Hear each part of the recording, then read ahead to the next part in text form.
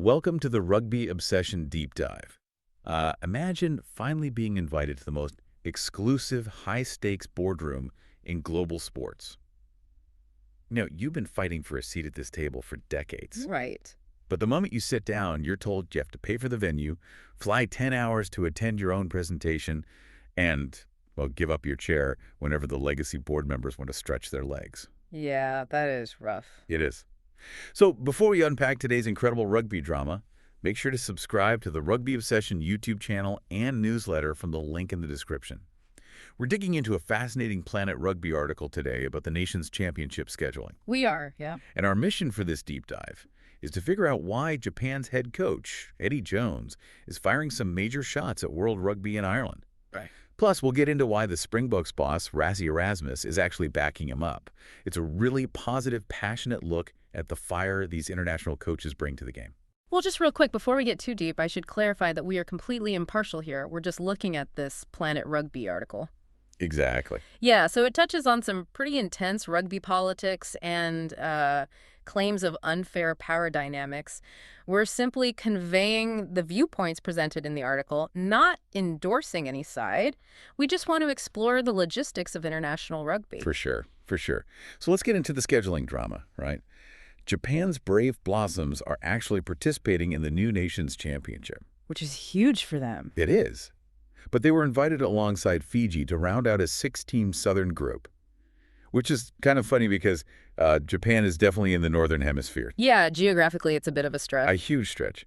But there's a massive catch here.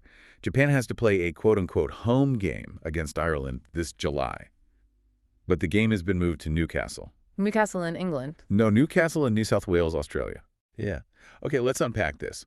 Imagine throwing a dinner party at your house, but you're forced to fly 10 hours away to host it at a rented restaurant. Right, right. And this 10-hour flight is sandwiched right between two other massive commitments. In this case, matches against Italy and France. Yeah, that's just a logistical nightmare for Japan. And if we look at why this happened, we have to look at the power dynamics. Okay, lay it on me. So Eddie Jones was recently on David Pembroke's Rugby Unity podcast, and he was really blunt about it. He basically claimed that Ireland dictated the terms. Really? How so? Well, quoting Jones directly, he said, Ireland say, "We're not going from New Zealand to Japan and then back to Australia. We're not doing that." Wow. So they just flat out refused the travel itinerary. Pretty much. They prioritized their player welfare, which makes sense for them, but it forced Japan to absorb the burden. And this isn't just a Japan issue. Fiji is dealing with the exact same thing. Oh yeah, Fiji's in that southern group too. Right. And Fiji is actually being forced to play their entire home schedule in Britain instead of the Pacific Islands. Wait, their entire home schedule? Yeah, the whole thing. I mean, think about the logistical and financial sacrifices growing rugby nations have to make just to sit at the table. It's a huge trade-off. It really is. I mean, giving up that home field advantage is massive. If you're loving this breakdown, don't forget to subscribe to the Rugby Obsession YouTube channel and newsletter from the link in the description. Definitely do that.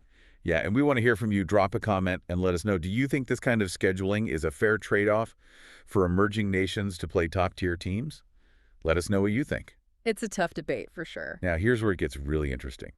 You know how Eddie Jones is always so outspoken? Oh, always. Well, he's not alone in this fight. Rassie Erasmus, the South Africa head coach, unexpectedly chimed in to support Jones. Which is wild, honestly, when you consider their history. I mean, Erasmus and Jones have been fierce rivals for years. They battled when Jones was managing England, and then the Wallabies. They even went head-to-head just last November. They are ultimate competitors. But Erasmus actually posted on X's, Twitter, with a handshake emoji and a picture of the Japan boss. Really? What did he say? He wrote, "We don't always agree, but really admire this honesty and no fear mentality." Wow. If we connect this to the bigger picture, that's a huge statement. It really is, coming from him. Yeah, it highlights this shared no-fear mentality among veteran coaches. They clearly aren't afraid to challenge the sport's heavyweights when they see something wrong. Exactly. They respect each other for speaking out. They do. And it brings us back to that blunt quote from Jones in the source material. He said, "We just have to suck it up.